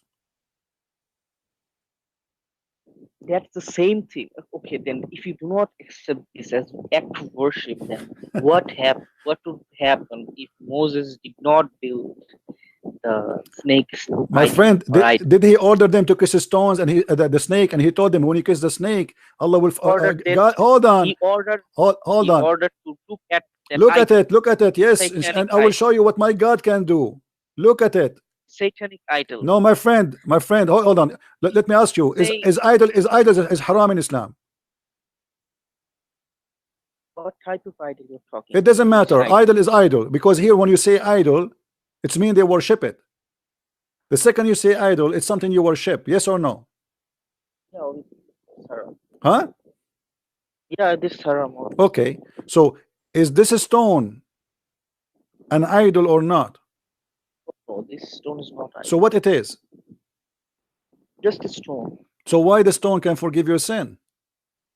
Stone can't forgive me. Read with me carefully. Your prophet is saying clearly that whoever touched that black stone and the Yemeni corner, it erased his sin. Yeah. Okay, just by touching it. Okay, the stone erased your sin. The stone erased your sin, and you are the one who said to me, when you kiss it, it suck your sin. This is the miracle of God. Okay, let me ask you now. As long you are saying it's a miraculous of God, miracles of God, they exist to prove themselves, not to be stay unseen. As an example, when I say that Jesus he resurrected somebody from the grave, if nobody saw that, I mean, what the point? Right? He have to prove it. When I say that Jesus he healed if Jesus says to me, I did heal the blind man, but nobody saw any blind man was healed. Okay, now show me what is the proof that this black stone was white, became a black, because it used to suck your sin. And add to that, you have a guy, his name is Umar ibn Khattab. He got you and your prophet busted, because Umar ibn Khattab, he said, I know that this stone is useless and harmless. Is that correct? Yeah, I know that. Okay, so when he said, I know that you are useless and harmless, he was wrong or he was saying the truth? He was wrong. He was wrong. Yeah. Guys, did you hear this? Umar was wrong, obviously. Umar, he got Muhammad busted. This is why now you are saying he was wrong.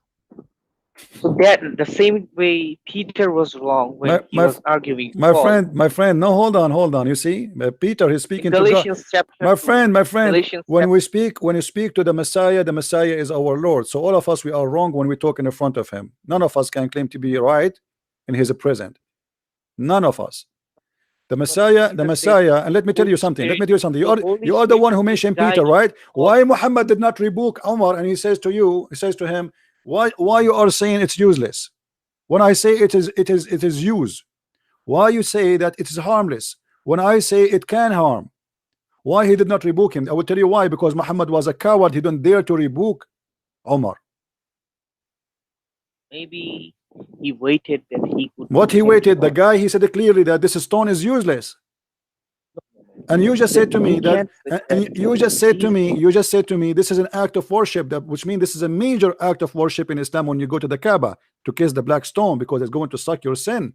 So when Umar he say that this is a useless stone, Umar he is simply saying Muhammad is a liar. Why Muhammad did not rebuke him and says to him, shame on you to say that? Correct him, as Jesus he correct anyone around him. Jesus corrected everyone? Yes, everybody. Peter, everybody. He corrected people around him left and right. The Jews, the Pharisees, everybody. He was debating with them, and he was proving even those who follow him that they are wrong. Jesus did not correct Judas. My friend, what Judas? You are talking about the one who betrayed him, right? Yeah, Jesus did not correct. Isn't it him who told him that he told him that you will do this to me? No, Jesus What do you mean? Didn't he predict? Didn't he predict? Didn't he predict that a person in front of us here with us, he is the first one who would do this act. He is the first one to give you up. He's predicting. He's My friend, because he knew what he will do. He knew what kind of a person he is. That's it. Yeah. Okay. Now listen. Don't you keep changing the topic. Right? Listen. No, Jesus, he corrected everybody. As an example, the Jews, he said to the Jews, what do you say of the Messiah? They said he is the son of David. He is the son of David. Okay, those are rabbis. He said to them, how he is the son of David, but yet David, he called him my Lord in the spirit. So Jesus correct everybody. Even the Bible speak about Jesus when he going to the synagogue when he was just young. He was speaking to the rabbi and debating them. So yes, he was correcting everybody. Here you have your prophet, and you have a major companion. You have a major companion. Hold on. You have a major companion. His name is Umar al-Khattab. Getting your prophet busted and getting all the Muslim busted.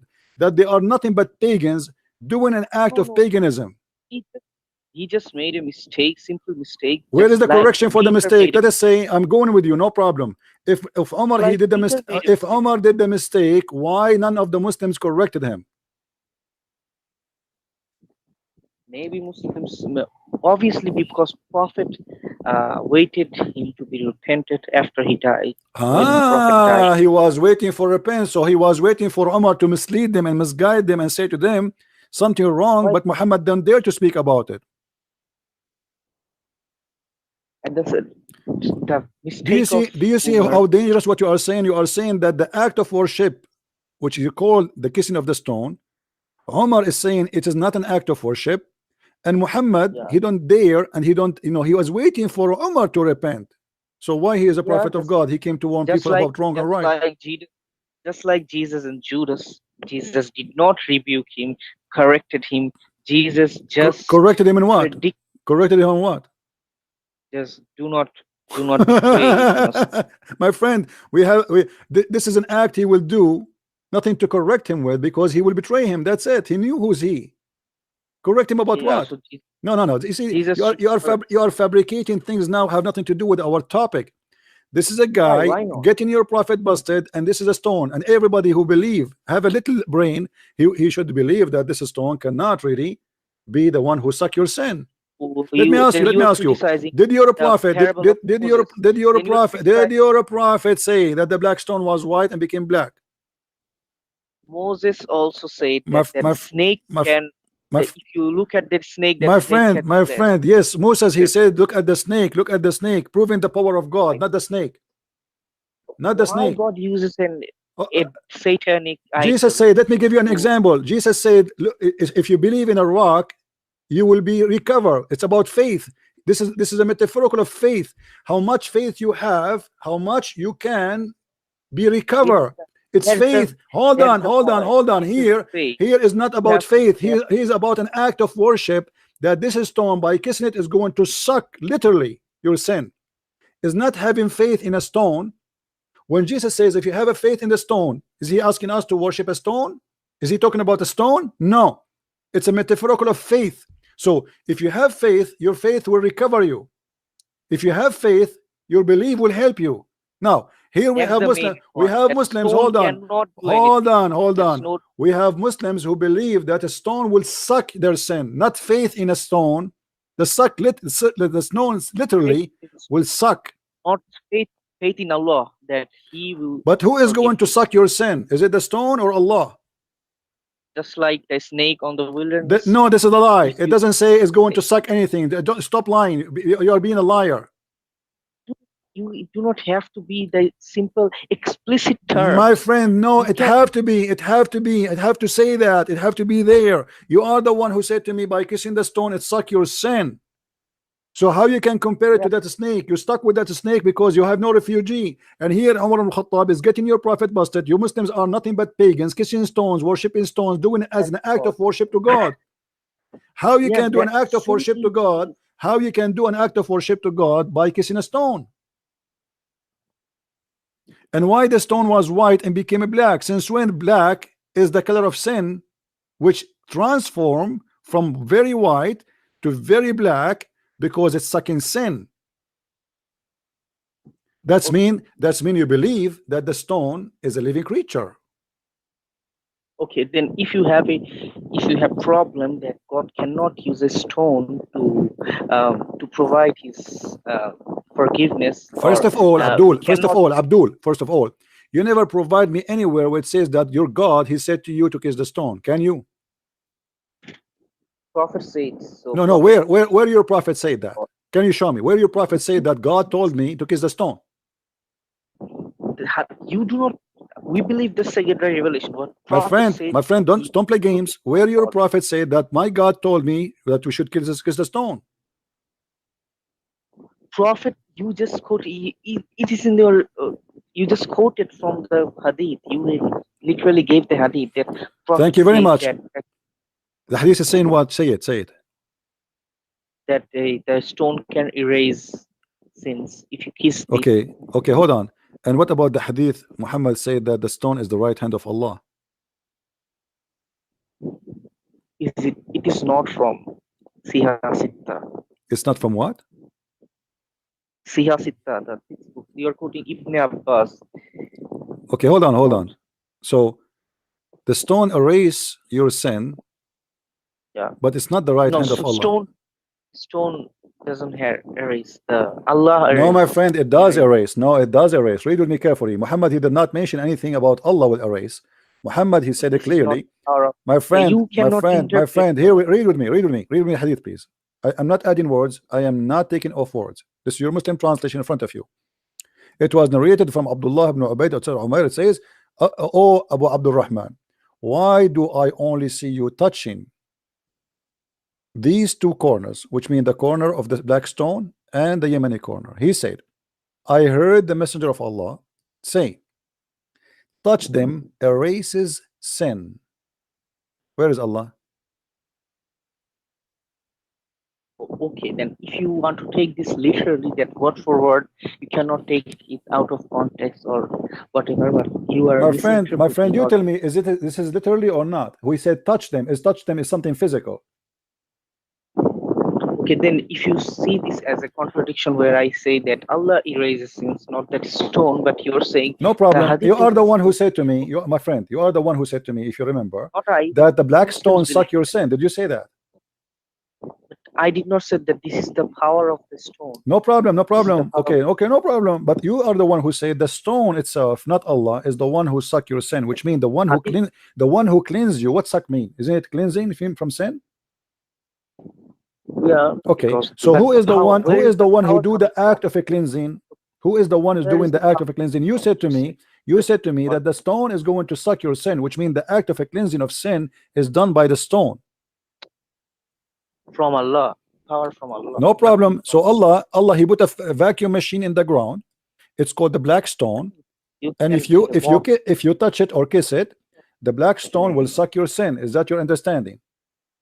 You can't mock like that, but how black stone will suck your sin? Like why God is using a stone? I repeated the same story in the wilderness of Moses. Why that's God false. used That's false, my friend. That's false. I repeated to you, and I told you what Jesus even said. If you have a faith in a stone, you will be recovered. So he's not asking us to worship a stone or to kiss a stone. There's no kissing, there's no touching. You know, if you have faith in God, here we go. I'm going to show you the miracle. The same as he did to the Egyptian about what he can do with his stick. Don't compare. Be honest. Here you are saying that the stone, you kiss it, it suck your sin automatically. You have to enlighten our tradition with the Judeo-Christian tradition, because you can't say that God can't use a stone or a thing, because in Exodus chapter 25 you can see the altar is building, then the cherubim, the two statue of angels, Jews that God commanded. So this type of things and they worship idols, right? And they were worshiping stones and worshiping idols, right?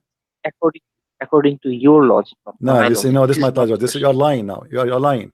And when Umar ibn Khattab, he got you busted. How? Okay, now let me ask you. The stone was white. Let's focus on this one. The stone was white. Why it turned black? For sins. Why? From sin. For sin. So you that. as a Muslim saying you believe that a person, if he have no sin, should be white. A person he became a black, is sin make him black. Sin make not a person black. If sin make that stone black. Book or what are different? I mean, what make the color black come to exist in the stone? It is the sin, correct? Yeah. Okay. Why? Why the sin make it black? Because it make black. Because black in an I mean eternal sense represent evil, just like you quoted the hadith. There will be angels will be black at grave, right? But sin, but here the stone is transforming color. Does that mean it's getting dirty? Yeah. Getting dirty. Okay. So sin is something physical, make you dirty physically.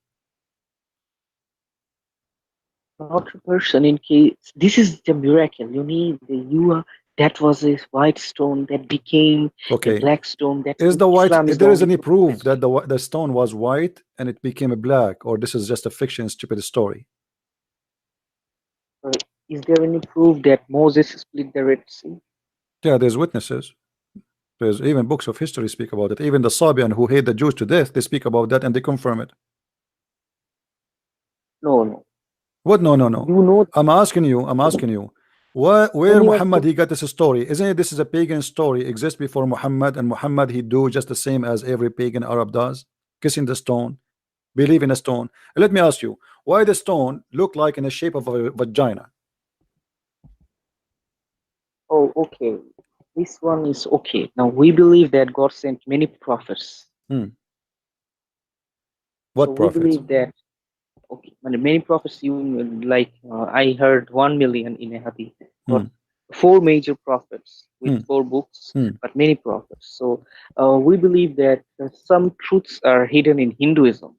Okay, so we may be this is just an ordinary interpretation that Hindus believe the God created. God is a male figure like penis. Hindus worship a penis of Shiva. So why you are taking me there? I'm asking a specific question.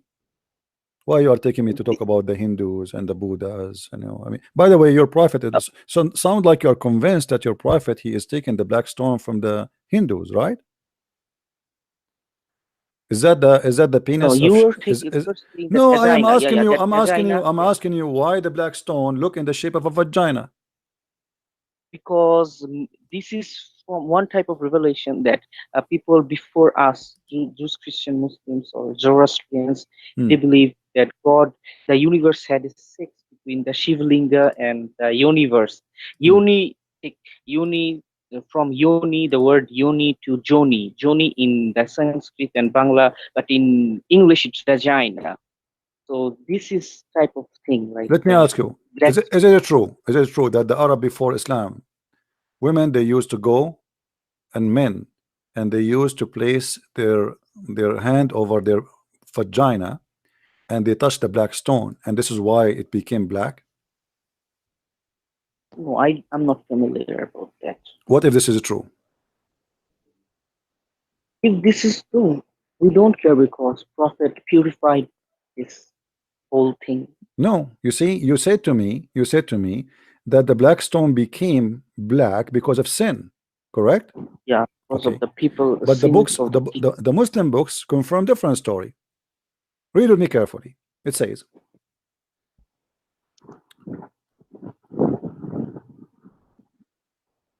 this is the story about Adam. I don't know if somebody can find it for us in English. Allah, he told Adam, I send down to you what you can go around as the same as you go around my throne. So Adam, he went down to India, and here we notice the connection between the Hinduism and Islam. Muslim believe that Adam was Indian. He came in India literally. So he was in not India, but in Nepal. No. Yeah, in Indian region. It's We India, believe India, in India. Indian. This is what it says in front of Yeah. me. It says Al Hind. So I go by what the text says. Okay, no problem.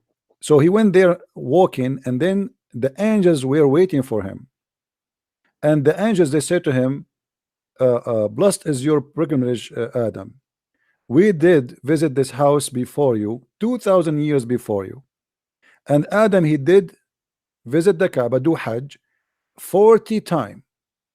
Or every time he go from the land of India all the way to Mecca on his feet. You said he was from Nepal, right?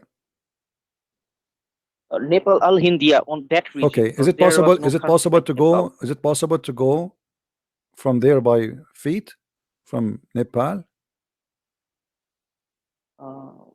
I will let it go. Let it go. Think about it. Go and look at the map. And then he says, and he keep doing that until Allah, he took him in the day of the Tufan, which means the day of Noah, the flood of Noah, to the fourth heaven. And he was kept on the Baytul Ma'mur, the house which is built by Allah. Then Allah, okay, he ordered Ibrahim to build this house. Yeah. And then Gabriel, he taught Abraham the location of the place, because the flood of Noah destroyed everything. Yeah. And then it says that Allah, he sent a cloud, kept him in shade, and the shade of this cloud never increase and never decrease. Very weird, a miracle, a miracle. And then it says, let us continue here. And Gabriel, he came with the black stone from the sky, and it says that the mountain of Abu Qubais, which is the mountain next to Mecca, was holding the black stone and give it delivery, which means during it says here فَانْشَقَّ عَنْهُ وَقَدْ خُبِّئَ فِيهِ أَيَّامَ الطُّوفَانِ. So the mount of Bani Qubais, which is a very close mountain to the Kaaba, swallow the black stone and hide it until the flood is gone, and then deliver it again like a woman delivering a baby. And it was وَكَانَ يَاقُوتَةً بَيْضَاءَ مِنَ الْجَنَّةِ, and it was a pearl from heaven, pearl, not a stone. But when, look what it says, فَلَمَّا لَمَسَتْهُ الْحَيْضُ فِي الْجَاهِلِيَّةِ اسْوَدَ. When the blood of women from haid, from menses in the Jahiliyyah touch it, it became black. Your comment? Comment that was also a sin. But it says here, okay, hold on. Pagan. Why the women blood from their vagina is in the stone? What is the practice they are practicing? What is the practice? This is a pagan practice. They corrupted it. Okay, what is the practice there? And you see, the women, you said to me that the sin make it black, correct? Yeah, this is a okay. sin. What is the sin we are talking about? Is the women blood from period? Yeah. Okay, you believe in that? I do not believe that the period is a sin. So why the period of women make it black? Because she was in unclean level. You know from the Bible also that talks about menstruation. No, okay, this is a different story. This is a stone Allah he sent, and he made it white, like it says a pearl, literally a pearl. It's not a stone. And women, the question here, my friend, listen carefully. I give you a lot of time. There's people trying to call, and I'm not giving them time to talk. Listen, women, they touch their private part when they have blood, and they put their hand in the black stone. Why?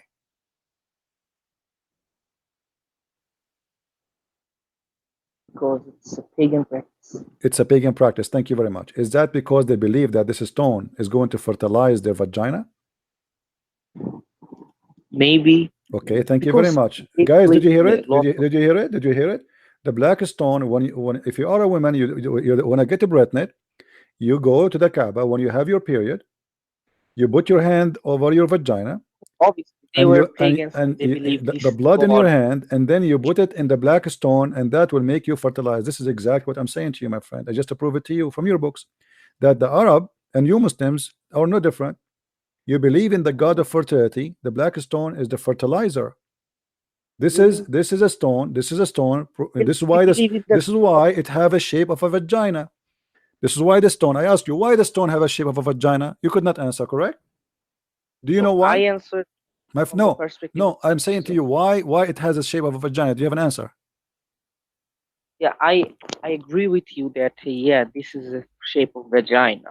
Right. Why? Because in Vedic theology, in the Vedas, it talks about the male part of God had sex with the female part of God. Okay, so in somehow you're agreeing that Muhammad obviously is copying from the Hindu. Something have to do with the Hindu. That's why I said that some truths are lying in the Hinduism and Buddhism. Okay, some truth line in the Hinduism. So you agree that this black stone is a fertility stone. Yeah. Okay, thank you very much. Well, I'm done with you, my friend. Yeah, Thank you for calling. Thank you for calling. That's it.